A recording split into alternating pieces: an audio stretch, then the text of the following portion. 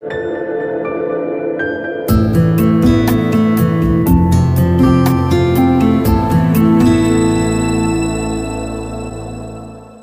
saudara sekalian, jemaat Gloria KN yang dikasihi Tuhan, dunia boleh bergejolak, dunia boleh dilanda virus, namun kita akan tetap memuliakan nama Tuhan, kita akan tetap memuji namanya. Kita bisa beribadah dengan cara apapun karena kita percaya pertolongan kita adalah dalam nama Tuhan yang menjadikan langit dan bumi serta isinya. Amin. Mari kita saat teduh sejenak.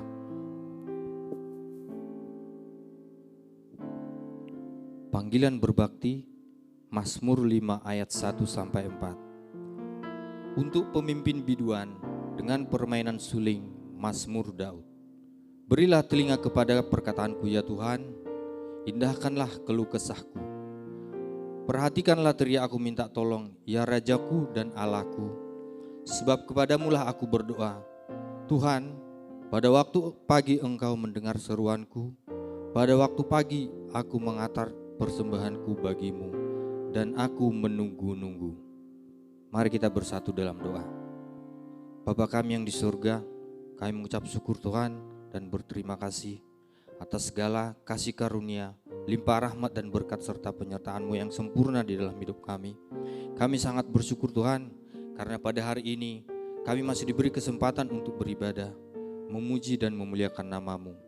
Kiranya ibadah kami pada pagi hari ini boleh berkenan di hadapan-Mu. Terima kasih Bapa, kami serahkan ibadah ini dari awal pertengahan hingga akhirnya hanya ke dalam tangan-Mu.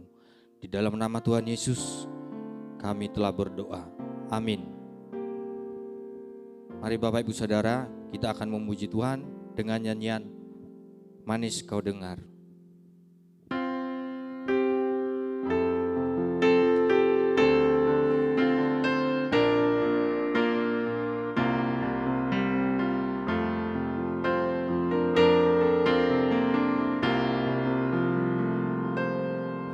Tuhanku, aku hendak bernyanyi bagimu selama ku hidup. Ya Allahku, aku hendak bermazmur bagimu selagi ku ada. Inilah yang ku renungkan setiap waktu, nyanyian pujian dan pengagungan kepadamu. Biarlah manis kau dengar Tuhan, manis kau dengar Tuhan, dan hatiku bersuka karenamu.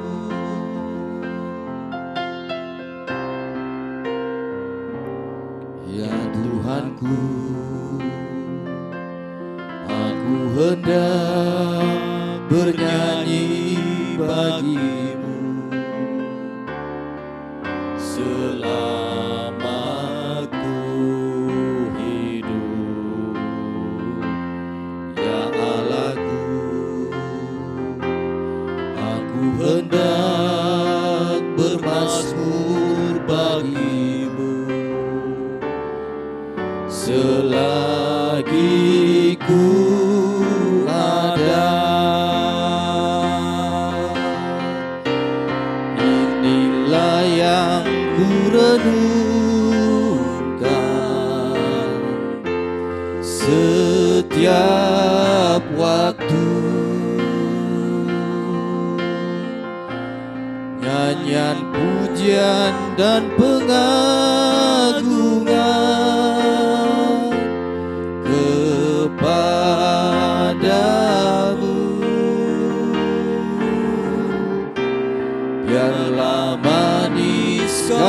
dengar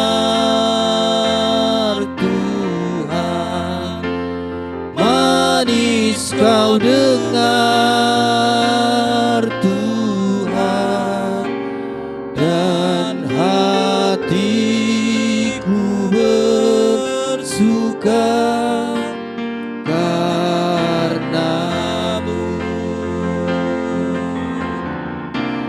Inilah yang ku renungkan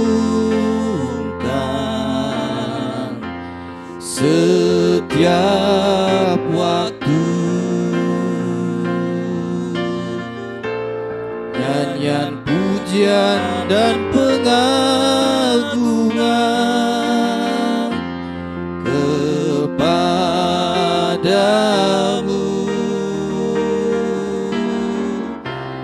Biarlah manis kau dengar Tuhan, manis kau dengar Tuhan, dan hatiku bersuka karenamu, dan hatiku bersuka karenamu.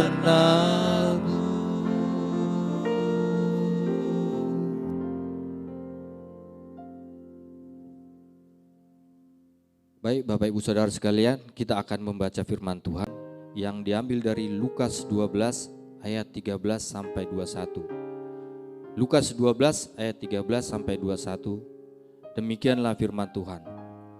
Seorang dari orang banyak itu berkata kepada Yesus, "Guru, katakanlah kepada saudaraku supaya ia berbagi warisan dengan aku." Tetapi Yesus berkata kepadanya, "Saudara, siapakah yang telah mengangkat aku menjadi hakim atau pengantara atas kamu?" Katanya lagi kepada mereka, "Berjaga-jagalah dan waspadalah terhadap segala ketamakan. Sebab walaupun seorang berlimpah-limpah hartanya, hidupnya tidaklah tergantung daripada kekayaannya itu." Kemudian ia mengatakan kepada mereka suatu perumpamaan, katanya, "Ada seorang kaya, tanahnya berlimpah-limpah hasilnya. Ia bertanya dalam hatinya, 'Apakah yang harus aku perbuat? Sebab aku tidak mempunyai tempat di mana aku menyimpan hasil tanahku.' Lalu katanya, 'Inilah yang akan kuperbuat. Aku akan merombak lumbung-lumbungku, dan aku akan mendirikan yang lebih besar, dan aku akan menyimpan di dalamnya segala gandum dan barang-barangku. Sesudah itu aku akan berkata kepada jiwaku, jiwaku, ada padamu banyak barang tertimbun untuk bertahun-tahun lamanya. Beristirahatlah, makanlah, minumlah, dan bersenang-senanglah.' Tetapi firman Allah berkata kepadanya, 'Hai engkau orang bodoh, pada malam ini juga jiwamu akan diambil daripadaku. Dan yang telah kau sediakan, untuk siapakah itu nanti?' Demikianlah jadinya dengan orang yang mengumpulkan harta bagi dirinya sendiri, jikalau ia tidak kaya di hadapan Allah." Amin. Kita akan mendengarkan firman Tuhan yang akan disampaikan oleh Bapak Gembala Jemaat. Namun sebelum kita akan memuji Tuhan dengan pujian, "Jiwaku haus akan kasih-Mu."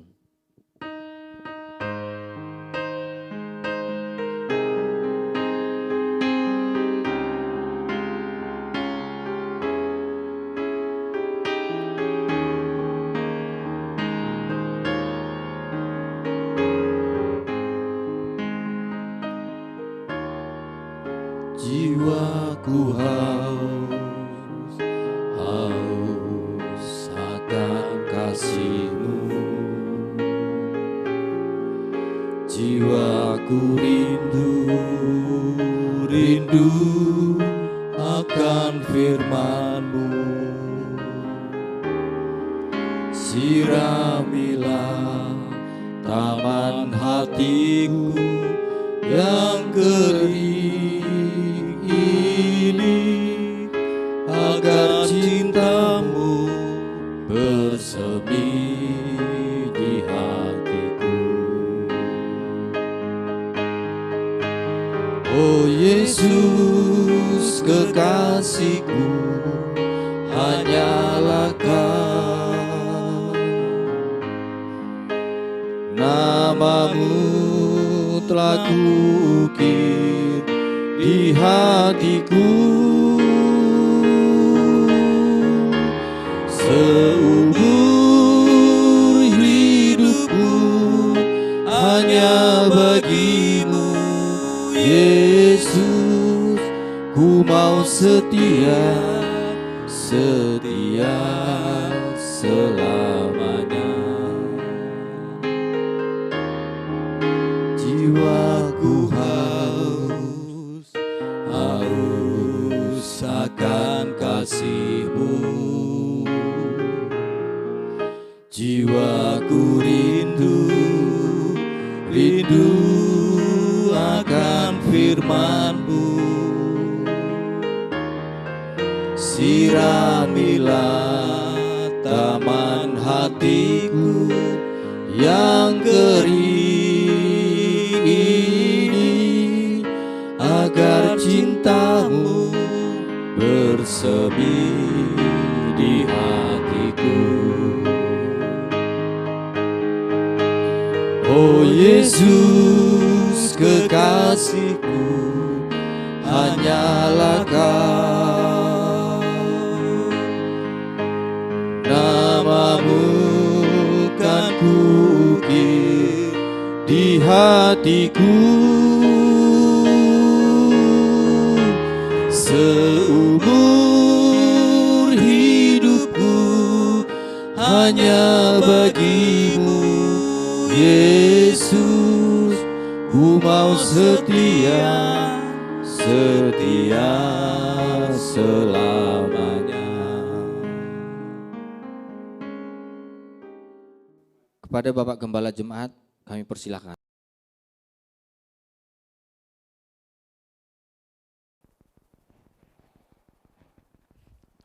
Selamat pagi, Jemaat Gloria Kayen yang saya kasih di dalam Yesus Kristus. Saya selalu mendoakan saudara sekalian agar dalam keadaan baik dan sehat.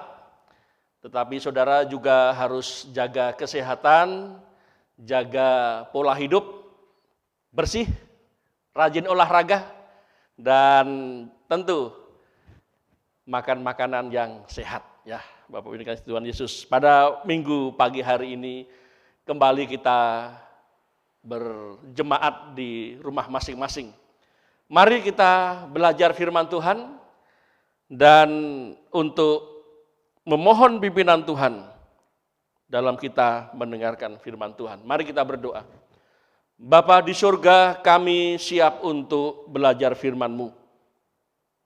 Hamba-Mu mohon pimpinan-Mu sehingga dapat menjelaskan firman-Mu dengan baik dan benar.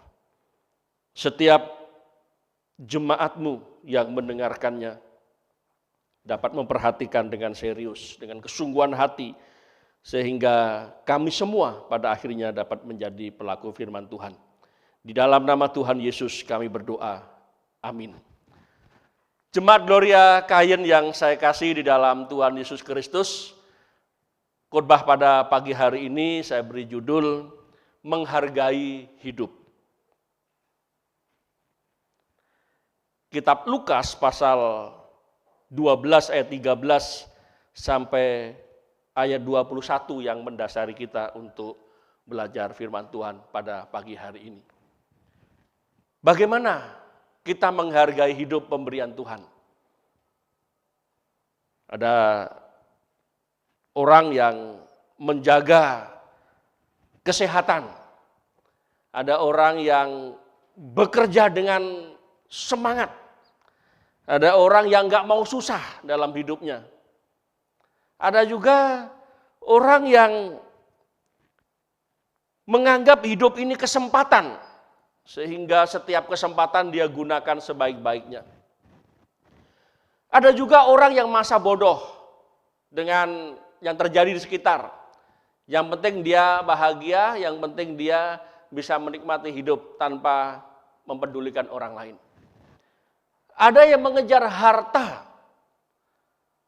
sebanyak-banyaknya dia ingin dapatkan. Tetapi ada juga orang yang menghargai hidup itu dengan selalu berada di peti mati. Pernah ya ada satu tayangan di TV itu, di luar negeri. Jadi ada sekelompok orang itu, ada satu ritual tertentu di mana mereka berada di peti mati. Sambil merenung di peti mati itu, mereka membayangkan bahwa hari kematiannya itu datang hari itu. Sehingga setelah ritual itu mereka selesai dan mereka menjalani hidup, wah inilah kesempatan yang baik. Hari ini bisa mati, hari ini bisa selesai hidup. Sehingga hidup yang dia jalani itu benar-benar dia gunakan sebaik-baiknya. Firman Tuhan berkata, apapun yang kamu lakukan, lakukanlah itu dalam nama Tuhan Yesus. Nah inilah kehidupan bagaimana kita bisa menghargai hidup.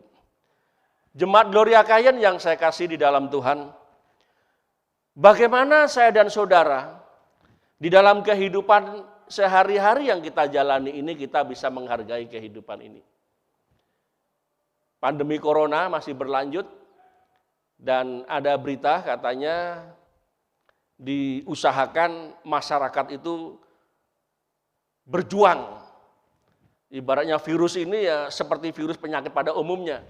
Tinggal kita jaga kebersihan, kita jaga daya tahan tubuh kita jaga kesehatan dan itu seleksi alam nanti akan yang menentukan. Nah itulah sebabnya sikap yang benar bagaimana saya dan saudara menghargai hidup inilah kita akan juga menghargai hidup orang lain. Nah bagaimana jemaat Gloria Kayen dapat menghargai hidup pemberian Tuhan? Dari Lukas pasal 12 ayat 13 sampai 21 kita akan belajar bagaimana nasihat firman Tuhan agar kita menghargai hidup pemberian Tuhan. Ayat 13 sampai 15 berkata,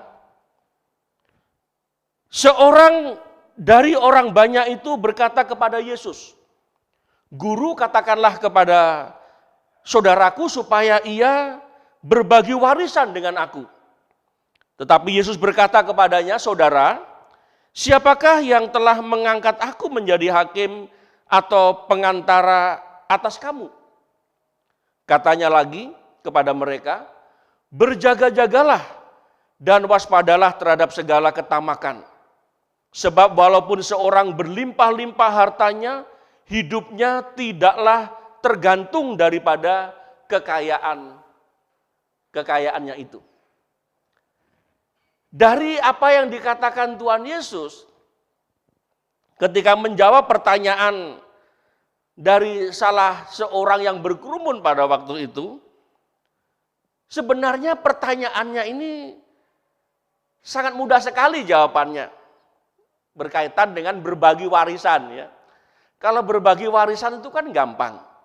Misalkan satu keluarga ini mempunyai 2 orang anak, ya tinggal berapa aja aset yang dia punya, tinggal bagi rata udah selesai urusannya. Atau kalau seseorang itu benar-benar mengasihi Tuhan, misalkan dia punya anak 2, dia punya aset 5. Semua dibagi rata satu-satu tinggal 3. Yang 1 untuk orang tua, tinggal 1. Ngomong aja sama anak-anaknya, ini tinggal 1 aset nih ya. Kalian masih kurang? Oh cukup Pak, cukup. Oke yang 1 ini Bapak jual dan untuk pekerjaan Tuhan. Wah ini kan luar biasa.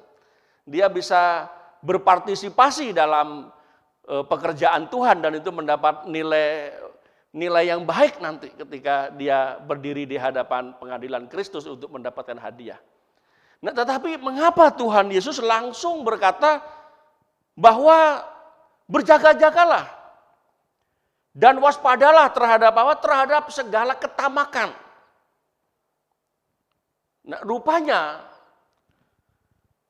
sikap seseorang dalam menghargai hidup pemberian Tuhan ini selalu dikaitkan dengan bagaimana dia menjalani kehidupan ini. Apa yang harus dia lakukan untuk kehidupan ini. Dan rupanya yang sangat membahayakan dalam kehidupan saya dan saudara ketika kita menghargai hidup pemberian Tuhan ini ada satu sikap yang bisa merusak yaitu ketamakan. Di ayat 15 Tuhan Yesus berkata, berjaga-jagalah dan waspadalah terhadap segala ketamakan. Sebab walaupun seorang berlimpah-limpah hartanya, hidupnya tidaklah tergantung daripada kekayaannya itu. Nah, tadi kita diajak untuk mengevaluasi apakah saya dan saudara menghargai hidup pemberian Tuhan ini. Nah, bagaimana caranya menghargai pemberian Tuhan hidup ini ya? Dari nas ini kita bisa melihat bagaimana Tuhan menegur, bagaimana Tuhan memberikan jawaban atas pertanyaan tentang bagi waris tadi, kok lalu dimunculkan jangan tamak, waspadalah. Ya. Jadi rupanya Tuhan Yesus tahu akan saudara yang tadi minta jawaban bagaimana berbagi waris ya, rupanya dia sebenarnya mau minta peneguhan, kalau boleh Tuhan, biarkan warisan itu untuk saya semua gitu ya. Jadi ada pembenaran, kan saya anak sulung, berhak semua dong katanya ya. Nah jemaat yang dikasihi Tuhan, cara kita menghargai hidup pemberian Tuhan, yang pertama, hartaku bukan segala-galanya. Firman Tuhan mengatakan, walaupun seorang itu berlimpah-limpah hartanya, hidupnya tidaklah tergantung daripada kekayaannya. Jemaat yang dikasihi Tuhan, berapa banyak di antara jemaat yang punya harta melimpah? Ada ya? Berapa orang, berapa keluarga? Puji Tuhan kalau semua hartanya melimpah ya. Sampai-sampai untuk nahan pintu supaya nggak geser tuh pakai uang gitu ya, supaya jadi kalau Pak Gembalanya berkunjung mau buka pintu tuh langsung lihat di bufetnya itu tumpuan uang gitu ya. Nah, bukan seperti itu ya. Hartaku bukan segala-galanya. Dalam kehidupan sehari-hari kita menyaksikannya. Banyak orang yang kita anggap itu bahagia, wah luar biasa. Suami istri sudah cantik, sudah ganteng, hartanya melimpah, rupanya mengakhiri hidupnya dengan bunuh diri. Lalu apa yang kurang?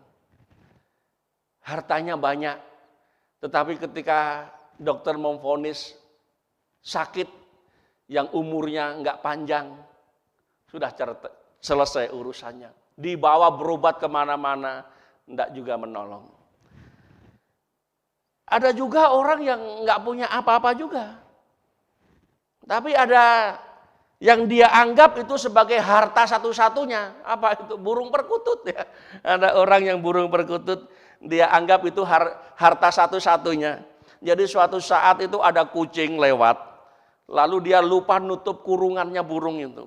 Dan dia makan burung itu. Rupanya si bapak yang miskin ini cuma hartanya kata dia burung perkutut. Dan dia enggak bisa selera makan, enggak bisa tidur nyenyak, akhirnya dia sakit-sakitan. Nah ini bahaya sekali. Jadi kesimpulannya, harta banyak, harta sedikit, atau apapun yang kita anggap sebagai harta kita, itu kita harus hati-hati.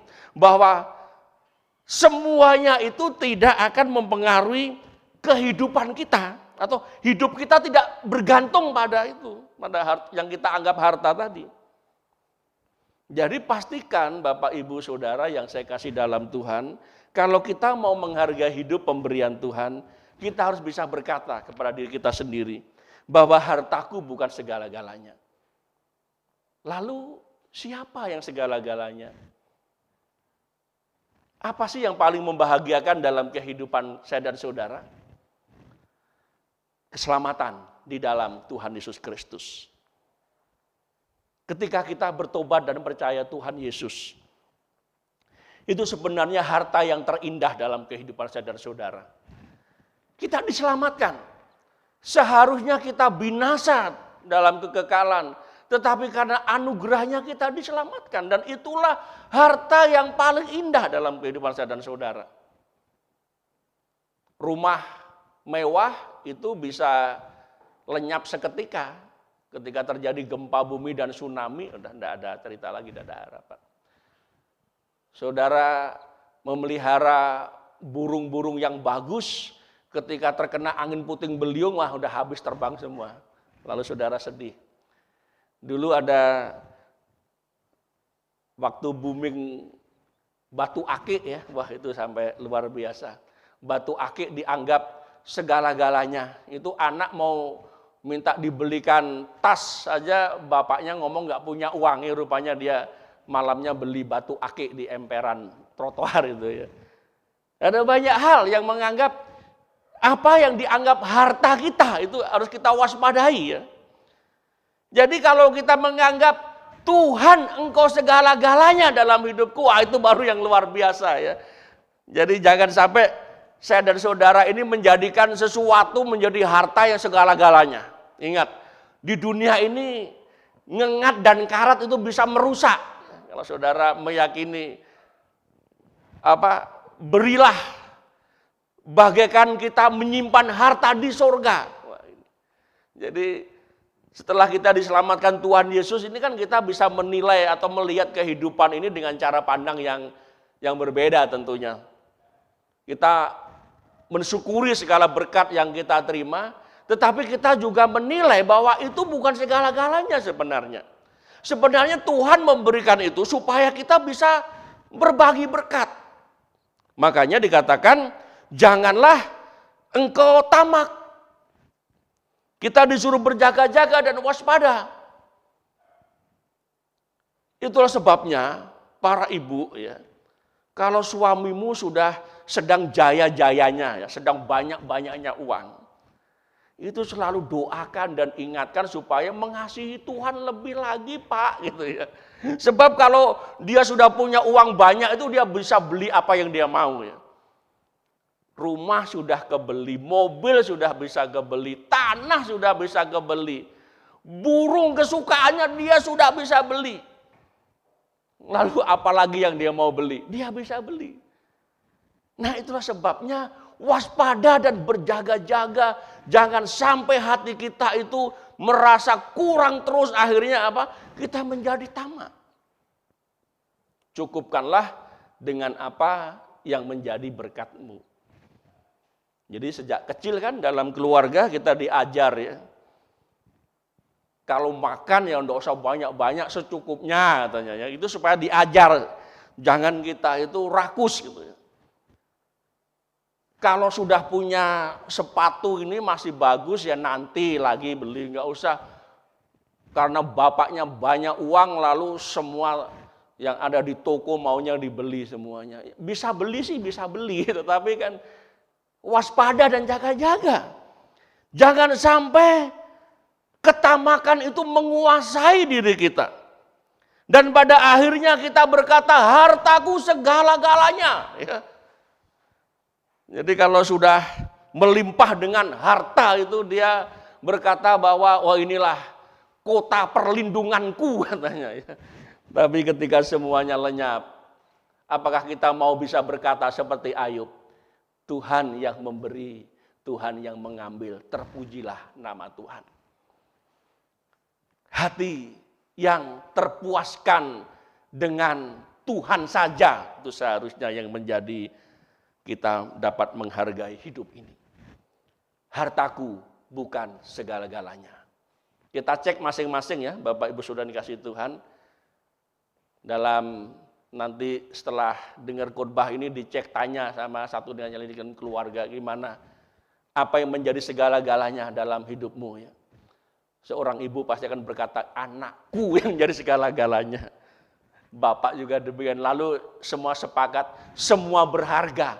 Tetapi yang paling berharga adalah keselamatan di dalam Tuhan Yesus Kristus. Nah ini luar biasa sekali kalau seperti itu.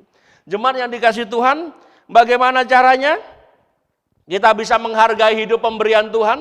Ayat 16-20 berkata, kemudian ia mengatakan kepada mereka suatu perumpamaan katanya. Ada seorang kaya, tanahnya berlimpah-limpah hasilnya. Ia bertanya dalam hatinya, apakah yang harus aku perbuat? Sebab aku tidak mempunyai tempat di mana aku dapat menyimpan hasil tanahku. Lalu katanya, inilah yang akan aku berbuat. Aku akan merombak lumbung-lumbungku dan aku akan mendirikan yang lebih besar dan aku akan menyimpan di dalamnya segala gandum dan barang-barangku. Sesudah itu aku akan berkata kepada jiwaku, jiwaku ada padamu, banyak barang, tertimbun untuk bertahun-tahun lamanya. Beristirahatlah, makanlah, minumlah, dan bersenang-senanglah.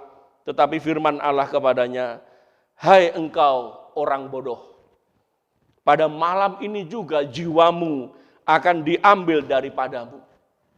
Dan apa yang telah kau sediakan, untuk siapakah itu nanti? Jemaat yang dikasihi Tuhan.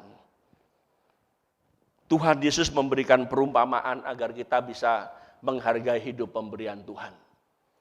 Dan perumpamaan yang disampaikan oleh Tuhan Yesus ini adalah perumpamaan yang terjadi di kehidupan sehari-hari.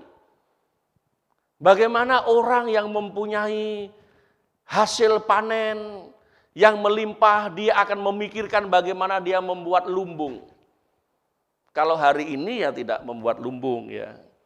Kalau saudara punya banyak uang, tinggal di HP itu sudah menjadi rekening saudara. Kadang orang ditanya, kamu sekarang punya mobil berapa? Saya punya mobil 5. Oh, mobil gimana 5? Rumahmu kecil? Oh, enggak, di HP nih. Ada BCA Mobile, ada BTN Mobile, semua mobil ada di sini katanya. Orang kaya sekarang cuma pegang HP saja jadi kaya.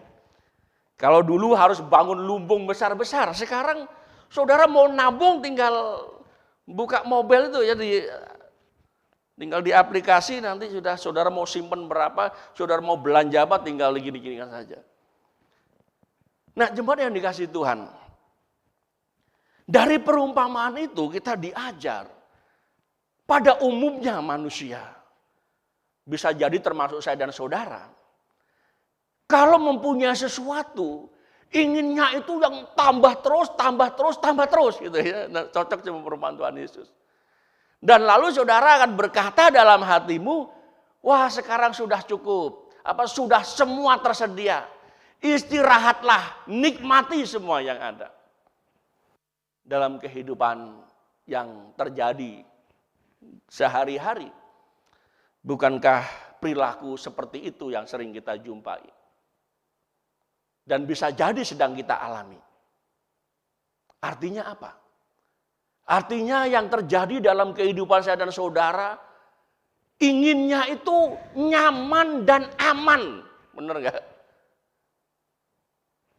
Kadang-kadang kita perlu bertanya kepada satu dengan yang lain di dalam jemaat. Pak, Bu, bagaimana Bapak Ibu bisa memastikan aman dan nyaman? Oh begini Pak, saya itu aman kalau di gentong saya berasnya penuh, biasanya gitu.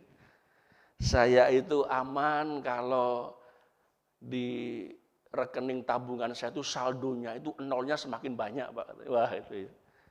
Ada lagi orang yang aman, saya itu aman nyaman kalau rumah saya itu fasilitasnya semua ada. Mau buka pintu tinggal di remote buka sendiri. Mau nyetrika baju tinggal tekan remote lalu setrika sendiri. Semua serba nyaman. Nah itulah yang diinginkan dalam kehidupan kita. Itulah hal-hal yang lumrah yang terjadi yang kita inginkan. Apa itu? Kenyamanan dan keamanan. Kalau itu semua yang kita inginkan, lalu saudara akan tersentak dengan perkataan Tuhan Yesus di ayat 20, tetapi firman Allah kepadanya, hai engkau orang bodoh, pada malam ini juga jiwamu akan diambil daripadamu. Dan apa yang telah kau sediakan, untuk siapakah itu nanti? Seharusnya kita tersentak ya. Ketika kita sedang suksesnya, ketika kita sedang jaya-jayanya, ketika kita sedang kuat-kuatnya, ketika kita sedang hebat-hebatnya untuk mengumpulkan harta. Terkadang ada waktu di mana kita harus duduk merenung. Kalau malam ini Tuhan ambil nyawaku, untuk siapa semua ini? Apakah saudara sudah mempersiapkan warisan seperti yang salah seorang tadi dari orang banyak minta nasihat atau minta petunjuk kepada Tuhan Yesus? tolong jadilah hakim atas kami untuk bagi warisan. Nah, jemaat yang dikasihi Tuhan, kebanyakan yang terjadi, kematian seseorang itu tidak bisa diduga ya. Siapa yang bisa menduga hari kematiannya? Kalau kira-kira sih bisa ya. Misalkan ini Pak karena penyakitnya ini, dan biasanya sejak divonis sakit itu sampai 10 tahun itu biasanya meninggal. Atau 3 bulan setelah ini bisa meninggal. Tetapi ada juga yang sudah divonis dokter ini umurnya nggak panjang, itu sampai dia tua dia masih hidup, bisa juga terjadi ya. Itu namanya misteri dalam hidup ini ya. Nah, karena kita hidup tidak tahu kapan kita meninggal, maka bagaimana kita bisa menikmati hidup ini? Atau bagaimana kita bisa menjadikan hidup ini berarti? Kita harus bisa berkata dalam kehidupan saya dan saudara, seluruh hidupku untuk kekekalan. Coba yang di rumah tirukan ya, seluruh hidupku untuk kekekalan. Loh, kok bisa Pak untuk kekekalan? Loh iya. Kalau kita hanya berorientasi di kehidupan yang sementara ini saja, dan kita lupa bahwa apa yang kita kerjakan ini untuk kekekalan, maka kita akan hanya sebatas di bumi ini. Yang kita tidak tahu kapan kita meninggal. Tetapi kalau kita memikirkan untuk kekekalan, maka kita akan berkata dalam hati kita, berkat Tuhan yang saya terima, ini untuk kecukupan keluarga, ini untuk pekerjaan Tuhan, ini untuk memberi bagi orang lain, ini untuk berbagi. Ada nilai-nilai kekekalan yang dia persembahkan itu. Jadi bukan seperti yang Tuhan Yesus tunjukkan dengan perumpamaan, ada orang yang mempunyai ini lalu dia bikin ini, bikin itu, dan dia berkata dalam hatinya, oh sekarang sudah tenang, sudah nyaman, semua sudah bisa dinikmati. Tetapi dia lupa ada kematian, ada keterbatasan dari kehidupan ini. Jemaat yang dikasihi Tuhan, itu juga bukan berarti lalu kita mikir mati terus, nanti kasihan anak istri ya. Kalau bapak tiba-tiba sering ya, mah besok aku mau meninggal gitu, siapkan jas, siapkan sepatu, kasihan juga anak istrinya ya. Itu di dalam hati kita ya. Jadi bukan selalu diucapkan lalu orang jadi lata, besok aku mau mati siapkan jas, itu enggak begitu itu ya. Itu artinya tertanam dalam benak kita bahwa kapan saja Tuhan bisa panggil saya. Sehingga apa yang saya lakukan hari ini, itu harus sesuatu yang memuliakan Tuhan. Itu harus sesuatu yang menyenangkan hati Tuhan. Itu harus berguna bagi sesama. Bukan hanya melulu semua untukku, semua harus untukku. Dan semua akan aku habiskan untuk diriku sendiri. Bukan seperti itu. Saya dan saudara harus bisa berkata dalam hati kita bahwa seluruh yang saya miliki dalam hidupku ini mempunyai nilai kekekalan. Sehingga saya harus dengan bijak, sehingga saya harus bisa menempatkan dengan yang pas, yang tepat. Untuk bisa bernilai kekal. Jemaat yang dikasihi Tuhan. Jangan kita menjadi orang bodoh seperti yang Tuhan sindir tadi. Yang tidak tahu bahwa hidup ini ada batasnya. Ada masa di mana kita tidak berdaya lagi. Selagi sehat, selagi mampu, maka kita lakukan yang terbaik. Anak-anak muda, ketika engkau terpanggil untuk menjadi hamba Tuhan, jangan tunda. Karena itu mempunyai nilai kekekalan dalam hidupmu untuk menjadi berkat bagi sesama. Kadang-kadang ada anak muda yang pengen jadi hamba Tuhan, tapi dia tunda terus sampai dia bekerja, sampai dia sukses. Akhirnya setelah dia pensiun baru dia mau jadi hamba Tuhan. Bisa-bisa saja sih, tetapi banyak waktu yang sudah dia tidak gunakan dengan baik. Ya puji Tuhan kalau di masa tua dia masih bisa diberi kesempatan melayani Tuhan. Bagaimana kalau dia di umur yang sedang emas-emasnya sudah bagus-bagusnya lalu dia meninggal seketika? Aduh. menjadi sesuatu yang sangat disesali. Jemaat yang dikasihi Tuhan, kalau seluruh hidupku untuk kekekalan, maka kita harus gunakan yang terbaik dari kehidupan kita. Kalau anak-anak melihat orang tuanya dan berkata dalam hatinya hidup ini harus bernilai kekekalan, maka kesempatan kalau kita memperhatikan orang tua selagi dia hidup. Jangan ketika sudah meninggal bapak ibunya baru di peti matinya itu ditaruh uang katanya untuk bekal nanti, udah enggak berguna lagi. Ketika masih anak-anak, orang tua menguncurkan banyak uang, semua sumber daya dihabiskan untuk anak.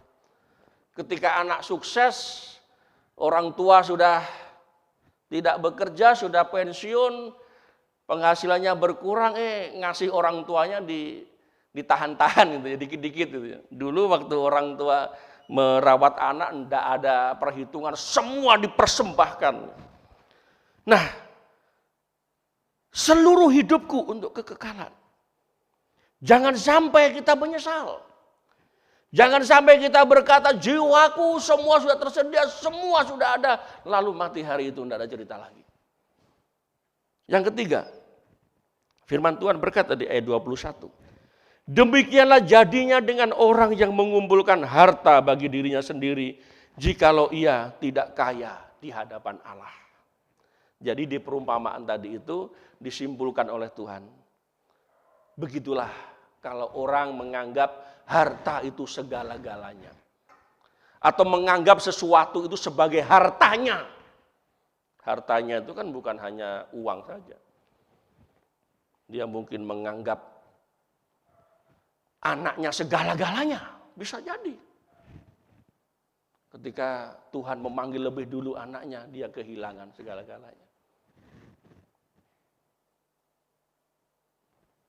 Bagaimana kita menghargai hidup pemberian Tuhan ini? Di ayat 21 kita belajar hatiku untuk Tuhan. Coba ditirukan yang di rumah ngomong satu dengan yang lainnya, hatiku untuk Tuhan gitu ya. Jemaat yang dikasihi Tuhan. Jikalau ia tidak kaya di hadapan Tuhan, bagaimana seseorang bisa kaya di hadapan Tuhan? Dimulai dari mana? Dimulai dari ketika kita mendengar Injil keselamatan, kita merespon, hati kita menjadi percaya. Kesadaran diri akan dosa, lalu minta ampun sama Tuhan dan percaya. Sehingga dia menjadi orang Kristen yang diselamatkan. Orang Kristen lahir baru. Menjadi orang Kristen yang mau bertumbuh di dalam Tuhan. Sehingga hatiku untuk Tuhan. Sehingga dia menjadi pribadi yang kaya di hadapan Tuhan. Kaya di hadapan Tuhan. Dulu ada heboh ya, seorang kepala desa tidur di tumpuan uang. Ada tidur di tumpuan uang. Dia anggap inilah tanda kesuksesan. Tanda kesuksesan ditandai dengan apa? Berlimpahnya uang sehingga sampai untuk tidur. Tapi perhatikan ada janda yang miskin ketika datang ke bait Allah. Dia mempersembahkan 2 peser uang. Dan Tuhan berkata, lihatlah janda itu, dia memberikan dari semua yang dia punya. Nah, orang yang kaya di hadapan Allah adalah orang yang sudah diselamatkan Tuhan. Orang yang mau menunjukkan bahwa dia kaya di hadapan Tuhan, tentu orang itu sudah diselamatkan Tuhan. Sudah mengasihi Tuhan, sudah percaya Tuhan. Sehingga dalam hidupnya ini Bapak sudah kasih Tuhan, memang kita hidup di dunia ini, tetapi kita tidak menjadikan dunia ini segala-galanya. Kita yang sudah tahu kebenaran, kita yang sudah mengerti Tuhan. Bagi pribadi yang diselamatkan. Sekarang ayo kita persembahkan hatiku untuk Tuhan. Kalau kita mau menikmati hidup pemberian Tuhan ini, persembahkan hatimu untuk Tuhan. Berikan untuk Tuhan. Ada seorang penginjil terkenal. Ketika dia meninggal dunia, itu dia mau dibawa pulang ke negaranya. Sebelum dia dibawa pulang katanya, kalau boleh itu dibedah, lalu jantungnya kami ambil, kami tanam ke negara kami. Karena apa? Karena dia mengasihi kami begitu hebatnya. Oleh karena pelayanannya banyak orang diselamatkan di sini. Jadi silakan bawa jenazahnya, tapi sisakan jantungnya untuk kami. Saudaraku yang dikasih Tuhan, itu artinya hati untuk Tuhan. Ya. Mari, jemaat yang dikasih Tuhan, dalam situasi seperti ini, semua harus jaga, semua harus lindungi keluarganya. Jaga diri, jaga orang lain. Tetapi yang terpenting adalah bagaimana kita memaknai nilai-nilai kebenaran. Agar kita bisa menghargai hidup pemberian Tuhan. Hatiku untuk Tuhan. Harta bukan segala-galanya, Tuhanlah segala-galanya. Seluruh hidupku untuk kekekalan. Orientasi hidup kita bukan hanya berkutak di dunia ini. Apa yang bisa kita kerjakan di dunia ini bisa bernilai kekal. Mari kita menjadi jemaat Tuhan yang menghargai hidup pemberian Tuhan. Selagi ada kesempatan, beri yang terbaik bagi Tuhan. Dari apa? Dari hidupmu. Muliakan Tuhan dan jadilah pribadi yang berguna bagi sesama. Kiranya Tuhan memberkati kita. Maranatha. Mari kita berdoa mengucap syukur firman Tuhan yang sudah kita dengarkan. Bapa di surga, firman-Mu sudah kami dengarkan. Dan bagian kami adalah menjadi pelaku firman Tuhan. Kami mohon pimpinan dan berkat-Mu. Sehingga setiap benih firman Tuhan itu dapat tertanam dalam hati kami. Dan bertumbuh dan berbuah sehingga hidup kami memuliakan Tuhan dan berguna. Bagi diri kami sendiri dan bagi sesama kami. Terpujilah nama-Mu Bapa, di dalam nama Tuhan Yesus kami berdoa. Amin. Firman Tuhan yang sungguh memberkati kita, kiranya firman Tuhan yang kita dengar hari ini tidak berlalu begitu saja dalam pendengaran kita. Amin. Kita akan merespon firman Tuhan dengan pujian NP 212 di tempat yang lebih tinggi.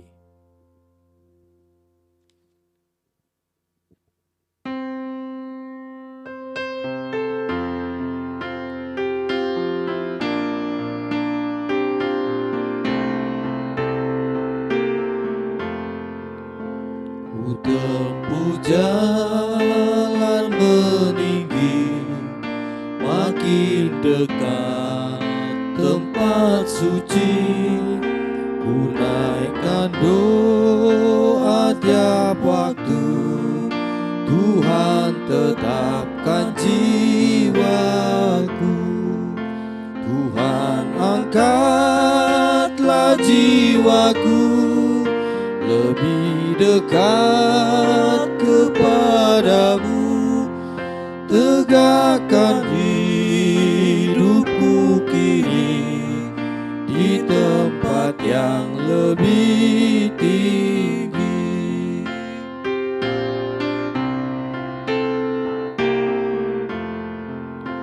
Meski dunia bergema di lembah ragu dan gentar, namun tujuan hidupku ke tempat tinggi itu. Tuhan angkatlah jiwaku lebih dekat kepadamu, tegakkan hidupku kini di tempat yang lebih tinggi.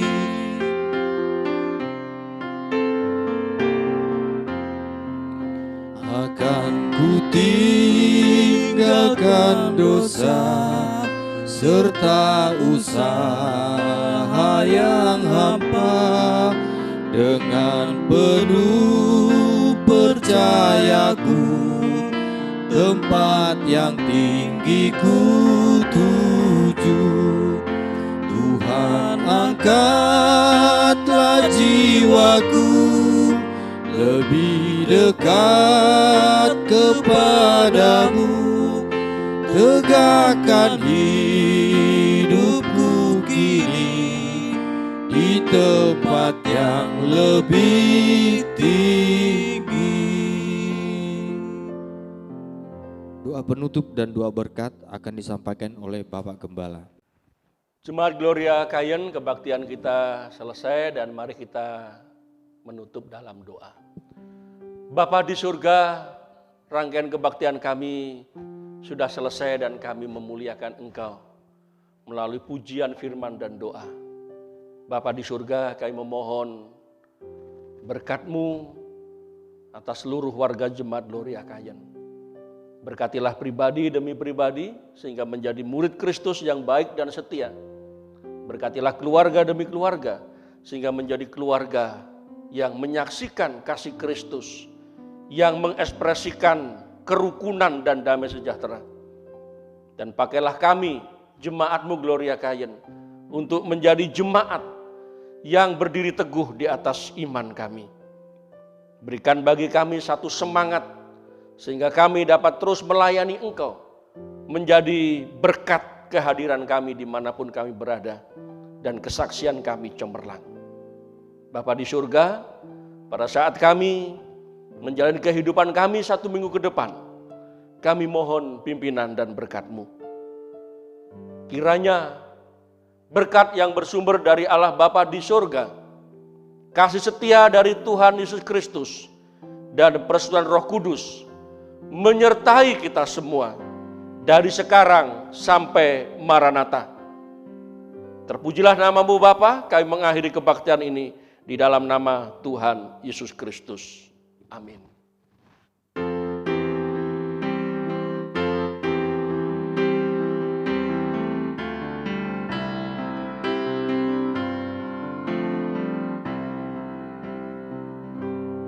Tuhanmu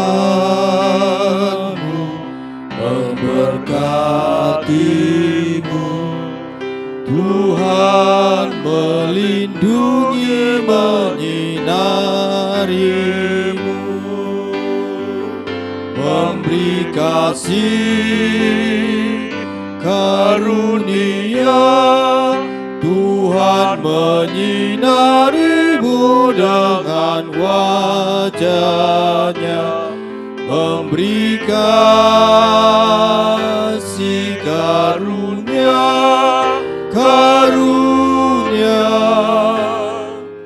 damai sejahtera diberi